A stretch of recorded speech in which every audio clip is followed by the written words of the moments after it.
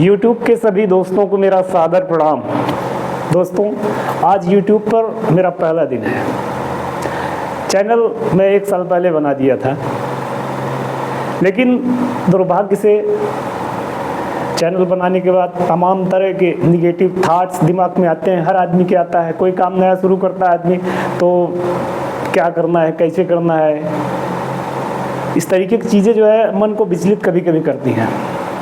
लेकिन आज संयोग से वो दिन आ गया कि मैं इस पे काम करने के लिए तैयार हुआ। मेन चीज़ ये था कि आने का मतलब ये है कि जैसे मान लीजिए मेरे दिमाग में ये चल रहा था कि यूट्यूब मुझे करना है, लेकिन मेरे समझ में नहीं आ रहा था कि कंटेंट मेरा क्या होगा, मैं क्या लेके जनता के बीच, दर्शकों के बीच जाऊंगा। यूट्यूब पर जाने का मतलब कि आपके पास क्या है जो आप दूसरों को देंगे और वो आपकी वीडियो देखेगा। लेकिन सब कुछ डिसीजन करने के बाद मैंने वन्य जीव और वन्य जीवन से संबंधित जो कहानियां हैं मशहूर शिकारियों द्वारा जो लिखी गई हैं, जिन्होंने शिकार के दौरान उनके साथ जो घटा है उसको जो लिखा है, उसके आधार पर उनके तथ्यों को मैं आप लोगों के बीच शेयर करने वाला हूं। दोस्तों, चूंकि वन्य जीवन और वन्य जीव भी हमारे पर्यावरण के लिए उतने ही आवश्यक हैं जितने कि हम मनुष्य, कारण कि उनका भी एक अपना अलग महत्व होता है। आज आम धारणा लोगों के अंदर ये रहती है कि एक बाघ, उदाहरण के लिए आप ले लीजिए, एक बाघ नाम आते ही लोगों के दिमाग में चलने लगता है कि हम उसके सामने जाएंगे, वो हमें पकड़कर फाड़ देगा। लेकिन ऐसी चीज़ें नहीं होती हैं। उनके बारे में हमको जानना जरूरी होता है। जब हम उसके बारे में जानेंगे, उसके बारे में जो किताबें लिखी गई उसके बारे में पढ़ेंगे, तो हमको ये एहसास होगा कि नहीं। और यही चीज़ें किया जिम कॉर्बेट ने। दोस्तों, जिम कॉर्बेट एक मशहूर शिकारी, बाद में संरक्षणवादी बन गए। उन्होंने जीवों को बचाने के लिए तमाम तरह की योजनाएं चलाई और आज सबसे पहला 1936 में भारत में पहला नेशनल पार्क नैनीताल में बनवाया। उनके एक मित्र हुआ करते थे, वहाँ के गवर्नर थे नैनीताल के, क्योंकि उस समय वो संयुक्त प्रांत बोला जाता था। यूपी उस समय उसको बोला जाता था। यूपी का मतलब उत्तर प्रदेश नहीं, यूनाइटेड प्रोविंसेस, संयुक्त प्रांत। जब यहाँ ब्रिटिश हुकूमत हुआ करती थी तो उसको संयुक्त प्रांत बोला जाता था। तो वहाँ के गवर्नर थे मिस्टर हैली, उनके नाम पर उन्होंने जो है वो नेशनल पार्क बनवाया। बाद में उसका नाम रामगंगा और फिर जो है उसका नाम जिम कॉर्बेट की मृत्यु के बाद जिम कॉर्बेट नेशनल पार्क रखा गया। बहरहाल अभी हमको उस पर नहीं चलना है। आज जो कहानी वन्य जीव से संबंधित मैं लेकर आया हूँ, वो कहानी जिम कॉर्बेट साहब की ये लिखी गई किताब है। ये किताब साहित्य का इंडियन पब्लिकेशन द्वारा छापी गई है। क्योंकि ये अंग्रेजी में थी, इसका अनुवाद जो है कानन झिंगन साहब ने किया है। इनका नाम भी बताना जरूरी है क्योंकि ये किताब हिंदी में है। तो इसका पहला चैप्टर है चंपावत का नरभक्षी। दोस्तों, आज इसी पर ये कहानी, ये स्टोरी आप लोगों के बीच में लेकर आया हूँ। तो अब ज़्यादा देर न करते हुए मैं सीधे कहानी पर आता हूँ। जिम कॉर्बेट साहब लिखते हैं कि बात उस समय की है 1900 के दशक की, जब उनकी उम्र 25 साल की थी।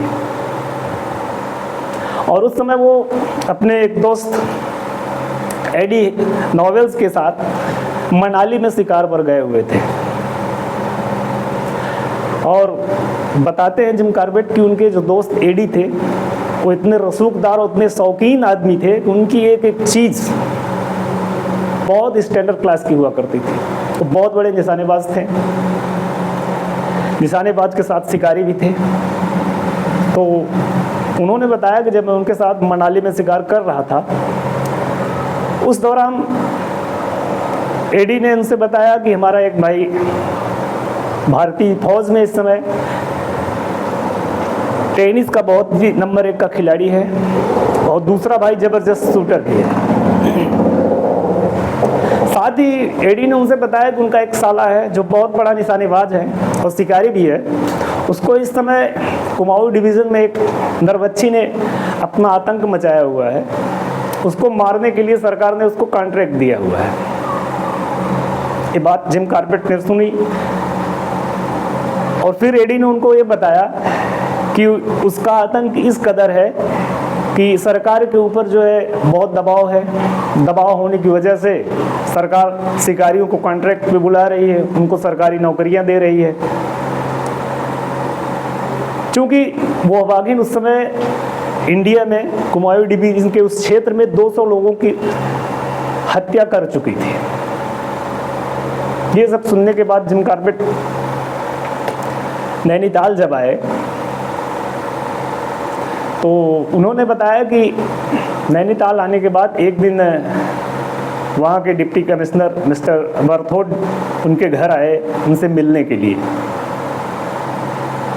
और जब मिस्टर बर्थोड उनसे मिलने के लिए सुबह आए तो उन्होंने बताया कि कुमाऊं डिवीज़न के चंपावत ज़िले में एक बाघिन अपना आतंक मचा रही है और इस समय वो 200 लोगों को मार चुकी है। वहाँ लोगों में दहशत है, सरकार के ऊपर बहुत दबाव है, आपको वहाँ जाना चाहिए। चूँकि आप एक मशहूर शिकारी हैं, अचूक निशानेबाज भी हैं। बर्थोड ने उनसे बताया कि यह वाघिन यहाँ भारत में ही नहीं, इसके पहले नेपाल में 200 लोगों को करीब वहाँ भी मार चुकी है।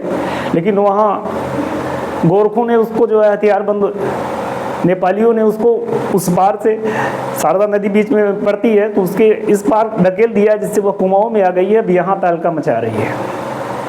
दोस्तों आपकी जानकारी के लिए मैं बता दूं कि सरकार के पास जो रजिस्टर्ड आंकड़े हैं इस बाघिन के, सबसे ज़्यादा एक जीव द्वारा सबसे ज़्यादा इंसानों को मारने का जो इसको विश्व रिकॉर्ड हासिल है वो 436 लोगों की जान इसने ली थी, जो सरकार के रिकॉर्ड पर है।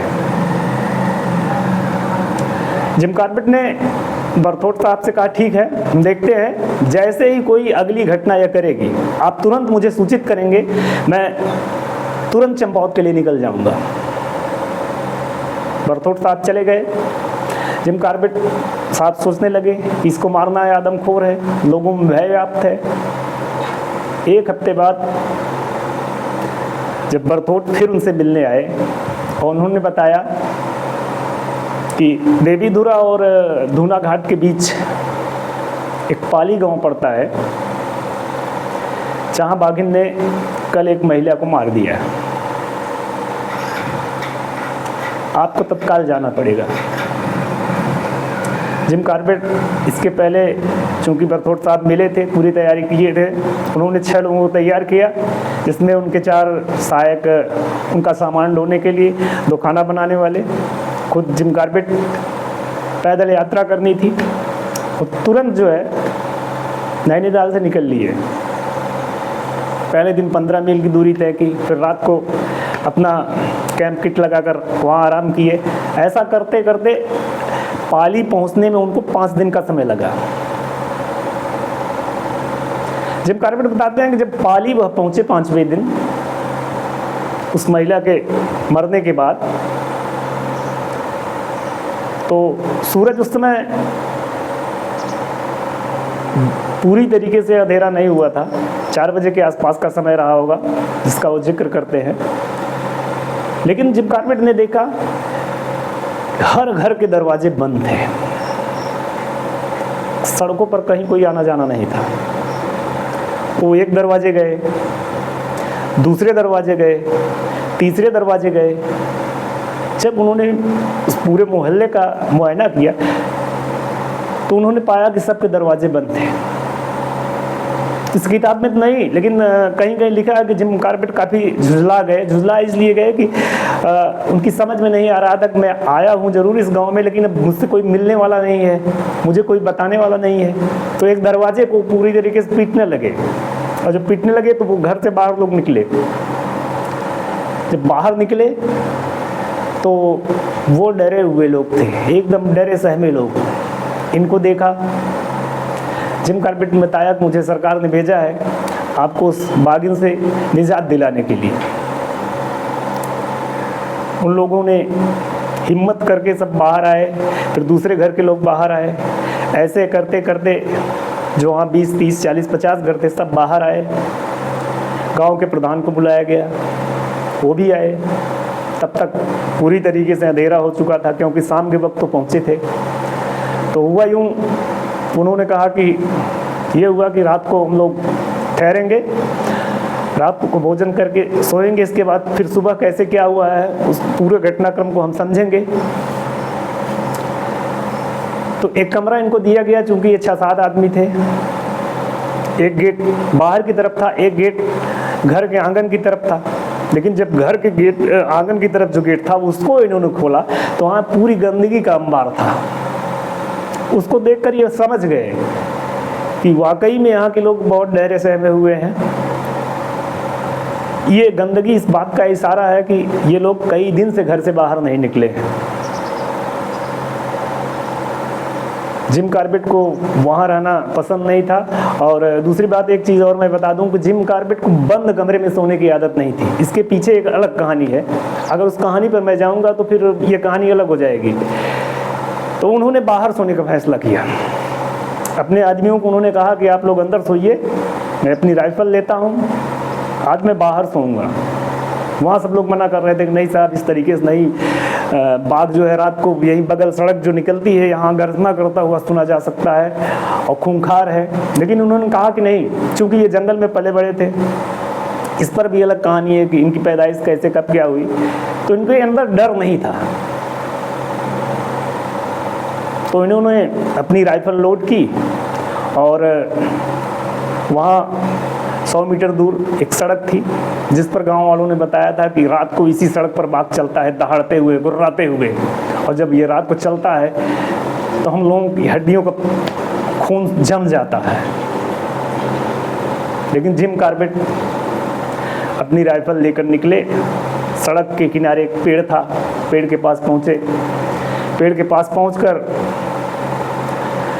उन्होंने वहीं बैठने का निर्णय किया कि आज मैं रात को यहीं बैठूंगा और देखूंगा, अगर बाघ आता है, आमना सामना हुआ, तो आज तो मैं निश्चित उसको मार दूंगा, इसमें कोई दो राय थी नहीं। लेकिन रात का वक्त था, चांदनी रात थी। पेड़ की डालियां, वहाँ जो पेड़ थे बड़े बड़े, उनकी डालियां जब हवा से चलती थी इधर उधर, तो जिम कॉर्बेट ने बताया कि उस समय मुझे लगा कम से कम 20 से 25 बाघ मेरी तरफ आ रहे हैं। अकेलापन, दिमाग में एक अलग खौफ, आदमखोर का डर।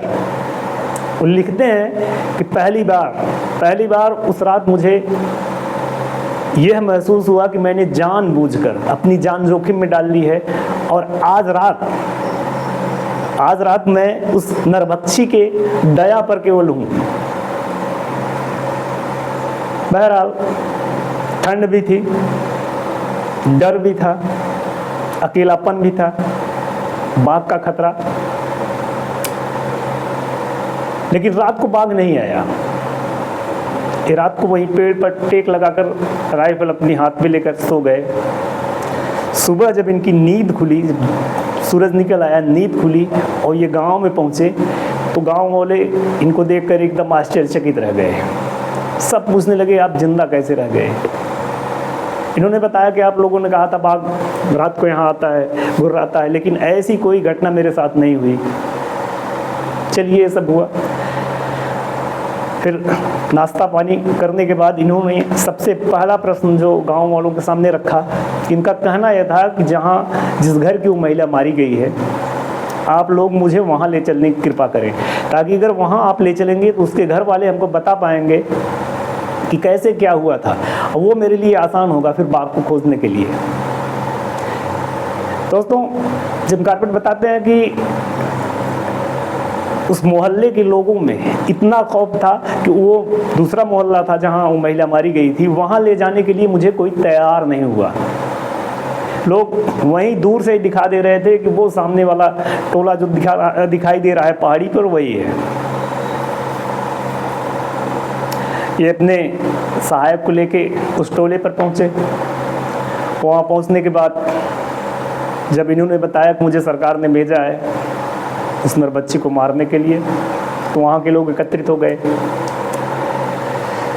वहाँ 20 से 25 लड़कियाँ जो उस घटना की चश्मदीद थी, जो उस महिला के साथ जंगल में गई थी, वो सब आई और सब ने घटनाक्रम को बताया। कि उस दिन दोपहर में हम लोग 20-25 की संख्या में यहाँ अपने टोले से लगभग 1 किलोमीटर की दूरी पर जंगल में अपने पशुओं के लिए चारा लेने के लिए गई थी। हम लोग वहाँ पहुँचे, एक नाला था, नाले के किनारे एक पेड़ था, उसकी डालियाँ लटकी हुई थी। तो हम लोगों ने सोचा कि इनकी पत्तियों को हम लोग काटेंगे। तो सब लोग इधर उधर करके अपना अपना चारा एकत्रित कर रहे थे कि तभी 20-25 आंखों की नज़रों से बचता हुआ वह बाघ कब और कैसे आया और उस महिला को पीछे से पकड़ लिया। और जब पकड़ा तो वो महिला को पेट से पकड़ा था, इसलिए महिला ने जितना कोशिश हो सकती थी उतनी जोर से चिल्लाई। वही चीख हम लोगों ने सुना। जैसे हम लोगों ने चीख सुना, हम लोग डर गए, हम लोगों का शरीर कांपने लगा। और फिर बाघ उसको लेकर झाड़ियों में पता नहीं कहाँ उछल हो गया। तो जिम कॉर्बेट ने पूछा फिर आप लोगों ने क्या किया? तो उन महिलाओं ने बताया कि साहब हम भागते हुए गांव में आए, चूंकि दोपहर का समय था, हमारे घर वाले सब पुरुष उस समय काम से लौटे थे, खाना पीना खा रहे थे, हम लोग दौड़ कर आए, सबको बताया, सब लोग तैयार हुए, लाठी डंडे जिनके पास जो भी हथियार था लेकर, ढोल नगाड़े सब लेकर वो बाघ जिस तरफ उस महिला को लेकर गया था वहाँ उसको खोजने के लिए हम लोग गए। लेकिन जैसे ही हम लोग थोड़े फासले पर रह गए, बाघ गुर्राता हुआ ताड़ मारकर बाहर आ गया। और जब बाहर आया तो जितने लोग गए थे सिर्फ सब उल्टे पांव वापस भाग गए, पूरी अव्यवस्था फैल गई। फिर जब सब एकत्रित हुए तो एक दूसरे के ऊपर दोषारोपण शुरू हो गया। लोग कहने लगे कि आप पहले भागे, आप पहले भागे। गांव में ऐसा आमतौर पर होता है। तो फिर तय हुआ कि नहीं, एक बार फिर चलते हैं। फिर सब एकत्रित हुए। एकत्रित होने के बाद फिर सब लोग गए। और इस बार जब गए तो उसमें एक बंदूक वाला भी था, उसके पास बंदूक थी। उसने हवा में गोली चला दी। और जब हवा में गोली चला दी तो बाघ पूरी तरीके से उसी झाड़ी में बैठा था, बाहर आ गया। बाहर आया, फिर सब लोग अस्त व्यस्त। तो जिम कॉर्बेट ने पूछा उस बंदूक वाले से कि जब आपको गोली चलानी ही थी तो भैया आपको झाड़ी में गोली चलानी चाहिए थी कि आपने हवा में क्यों चलाया? तो उसने कहा साहब एक तो बाघ पहले से गुस्साया हुआ था, और दूसरा अगर गोली न लगती तो फिर उस महिला को तो ले ही गया था, फिर इसमें से एक आध दो आदमी को मार डालता। बहरहाल सब ने वो घटनाक्रम बताया। जिम कॉर्बेट ये चाहते थे कि मुझे जल्द से जल्द अगर बाघ को मारना है तो उसको ट्रैक करना पड़ेगा, और ट्रैक करने के लिए हमको जंगल में जाना पड़ेगा, उसके पग मार्क्स ढूंढने पड़ेंगे, तभी ये संभव हो पाएगा। लेकिन गांव के लोगों में इतनी दहशत थी, जो वहाँ के लोग थे वही उस चीज़ को दिखा सकते थे, लेकिन इतनी दहशत थी कि कोई उनको ले जाने के लिए तैयार नहीं था। तो उनके अंदर एक आइडिया आया कि इन लोगों के अंदर कुछ ऐसा करना पड़ेगा कि इनका डर पहले ख़त्म हो। तो अगले दिन उन्होंने सुबह प्रधान जी से कहा, जो मुखिया जी थे, उनसे कहा कि हमको कुछ मांस चाहिए अपने आदमियों के लिए। तो आप अगर बता सकें कि जो पहाड़ी बकरा जिसको घूरल बोलते हैं, अगर वो कहीं मिले तो हमको दिखा दीजिए। तो आप लोगों के पास भी खाना ख़त्म हो रहा है, तो मैं एक अपने लिए ले लूँगा, दो आपको दे दूँगा। फिर वही गांव वाले वहीं से बताने लगे कि भैया वो सामने जो पहाड़ी दिख रही है साहब, वहीं मिलेंगे, आप जाकर मार सकते हैं। लेकिन फिर किसी तरीके से दो आदमियों को प्रधान जी ने तैयार किया कि नहीं, साहब को ले जाकर दिखाइए। जिम कॉर्बेट बोले कि मैं उनको लेकर, दो आदमी उनके, दो आदमी अपने, मैं 5 आदमी लेके कम से कम आधा किलोमीटर दूर गए उस ढलान वाली पहाड़ी पे। तो जैसे मैं ऊपर चढ़ रहा था तो वहाँ पूरा घास का मैदान दिखाई दिया हमको। धूप इतनी तेज़ थी कि चढ़ते वक्त मुझे पसीना आ रहा था। तो आधा किलोमीटर चढ़ने के बाद एक पेड़ था, मैं पेड़ की छाया में बैठ गया। और छाया में बैठकर मैं जब ऊपर देख रहा था तो मुझे वहाँ की घास हिलती हुई दिखाई दी। घास हिलती हुई दिखाई दी। मेरी चूंकि बंदूक, मेरी राइफल हेनरी मार्टिनी वो पूरी तरीके से लोडेड थी। मैंने उस हिलती घास को एम करके अपनी एक गोली दाग दी और जैसे मैंने एक गोली चलाई, वहाँ घास चर रहा एक घूरल जो था उसके पीठ पर जाकर लगी। वो तुरंत वहीं से लुढ़कता हुआ नीचे की तरफ आने लगा। लेकिन जब गोली मेरी चली तो इतना ज़्यादा धुआं वहाँ हो गया कि कुछ दिखाई ही नहीं दे रहा था। मेरे साथी जो आदमी थे वो कहने लगे साहब गोली लगी ही नहीं, किसी घास के ढेर में जाकर गिर गई है जिससे आग निकल रही है। लेकिन जब वो घूरल गिर रहा था तो जिम कॉर्बेट ने बताया कि नीचे 2 घूरल और बैठे थे, उनको गोली की आहट हुई और वो उठकर खड़े हो गए और कॉल देने लगे एक दूसरे को। जंगल में होता है कि जब कहीं कोई खतरा होता है तो एक जानवर दूसरे जानवर को कॉल देता है अपनी आवाज़ में। लेकिन जब ये दोनों खड़े हुए तो जिम कॉर्बेट ने बताया कि ये बिल्कुल मेरे निशाने पे थे। मैंने तुरंत दूसरी गोली लोड की और दोनों को एम करके गोली चलाई और मेरा निशाना फिर सटीक बैठ गया। अब मेरे पास 3 घूरल थे मरे पड़े। मैंने आदमियों को भेजा कि जाकर उठा कर लाएं। वो लोग उस समय जब उसको उठाने जा रहे थे तब मुझे लगा कि इनके अंदर इस समय बाघ का डर नहीं है, क्योंकि जिस आवेश के साथ, जिस जोश के साथ वो जा रहे थे, शायद मुझे लगा कि वो इस समय बाघ का डर भूल गए हैं। बहरहाल वो उठाकर हम लोग लाए, 2 मैंने गांव वालों को दे दिया, एक अपने आदमियों के लिए रख लिया।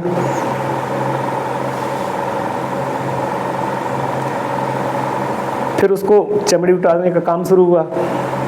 तो जिम कॉर्बेट ने कहा कि मैंने देखा जो 2 आदमी गांव से गए थे वो गुटों में बंटकर उस शिकार की कहानी को कितना बढ़ा चढ़ा कर पेश कर रहे थे कि साहब ने आज गोली चलाई, 1 मील तक गोली गई, कैसे घूरल को मार दिया। मुझे लगा कि उनके अंदर का डर जो है धीरे धीरे समाप्त हो रहा है। मैं भी मन में मन मुस्करा रहा था। लेकिन वो सब हुआ, उसके बाद गांव के प्रधान जी ने कहा कि साहब फसल खड़ी हुई है, कोई खेत में जाना नहीं चाहता, अगर आप पहरेदारी कर दें तो मैं गांव के लोगों को लगाकर वो फसल कटवा दूं। तो जिम कॉर्बेट अपने साथियों को लेकर खड़े हुए, फसल कटवाने के लिए फसल भी काट दी गई। इसके बाद उन्होंने कहा कि मैं एक दिन, दूसरे दिन एक दूसरी घटना पर गया, जो घटना इस घटना के पहले हुई थी। वो सड़क से कम 500 मीटर दूर वो घर था। मैं वहाँ गया,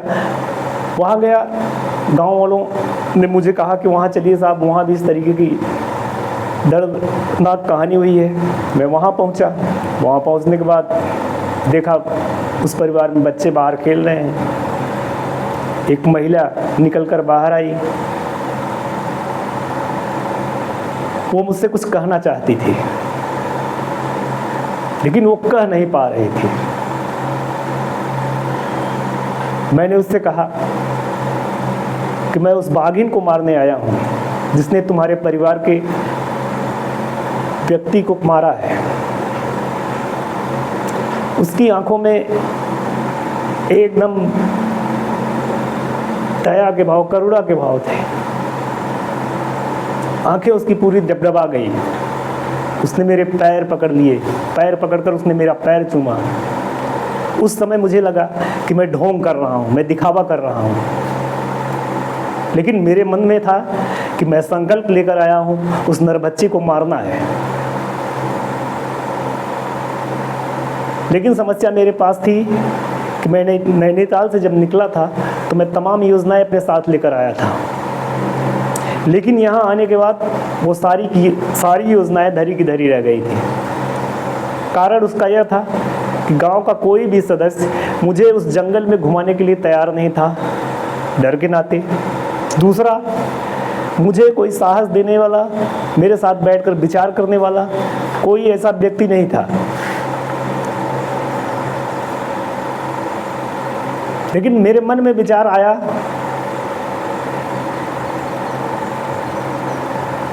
कि अब बाघिनी यह क्षेत्र जो है छोड़कर चली गई है। क्योंकि मैं जंगल में रहा, जंगल के अनुभव मैंने किया, बाघों के साथ मेरा जीवन बीता था। मैं अपने अनुभव के आधार पर कह सकता था कि बाघिन अब इस क्षेत्र में नहीं है।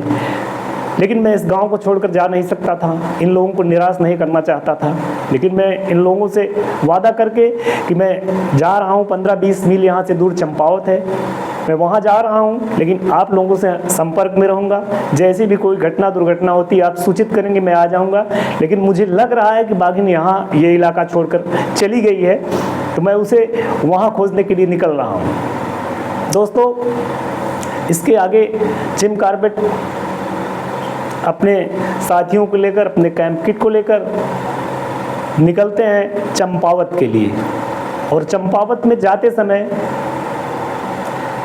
जब वो रास्ते में जा रहे थे तो 20-25 लोगों की एक टोली जो है उनको रास्ते में मिली। क्योंकि पैदल उस समय आने जाने की व्यवस्था थी, लोग दहशत भी इतनी ज़्यादा थी कि एक गांव से दूसरे गांव में, एक टोले से दूसरे टोले में जाने के लिए आपको 10-15 की संख्या की ज़रूरत होती थी। बाजार जाने के लिए, कोई सामान लेने के लिए, ये सारी चीज़ें आप टोलियों में ही कर सकते थे। अकेले उस समय इतना खौफ था कि अकेले आप निकल नहीं सकते थे। तो उस टोली ने चंपावत के बारे में जो घटना बताई जिम कॉर्बेट को, वो और भी दिल दहलाने वाली थी। और जिम कॉर्बेट ने जब वो घटना सुनी, जिसका जिक्र मैं अगले वीडियो में करूंगा, क्योंकि ज़्यादा लंबा हो जाने से वीडियो फिर आपको भी मज़ा नहीं आएगा, तो मैं इसको सोच रहा हूँ कि 2 से 3 एपिसोड में कर दूँ। तो इसके आगे की घटना मैं अगले एपिसोड में करूँगा। कहानी लंबी हो जाने से मतलब नहीं निकलता है, फिर समय आदमी के पास नहीं रहता है और फिर वीडियो देखने का मज़ा नहीं आता। छोटी छोटी रहेंगी, आधे घंटे, 20 मिनट, 25 मिनट की कहानी रहेगी, तो आप समय भी निकाल पाएंगे। तो अगली घटना के लिए हम कल सेकंड पार्ट में इसको करेंगे। तब तक के लिए दीजिए इजाज़त, मिलते हैं अगले पार्ट में। नमस्ते, जय हिंद। बन गया है?